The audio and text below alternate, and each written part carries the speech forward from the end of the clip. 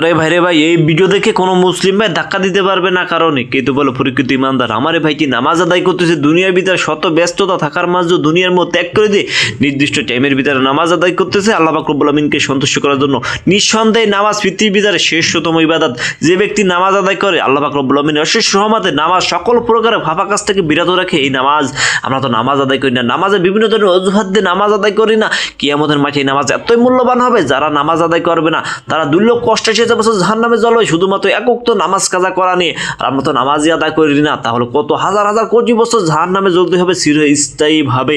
ওই জাহান্নামের আগুন এতই ভয়ঙ্কর, পৃথিবীর ভিতরে কোনো মানুষ সহ্য করতে পারবে না। জাহান্নামের আগুনের জ্বালানি হবে মানুষ এবং পাথর, পাথর পুড়ে ছাই হয়ে যাবে। মানুষে কেমনে সহ্য করতে পারবেন? ওই জাহান্নামের একদিন সমান মনে হবে দুনিয়ার বুকে 50,000 বছর, তাহলে কেমনে সহ্য করতে পারবেন? এখনো সময় আছে, আল্লাহর পথে ফিরে আসুন, 5 ওয়াক্ত নামাজ পড়ুন, তওবা পড়ে আল্লাহর পথে ফিরে আসুন। আর এই ভিডিওটি ভালো লাগবে চ্যানেলটি সাবস্ক্রাইব করে দিয়ে পাশে থাকুন ভালোবাসার মানুষগুলো।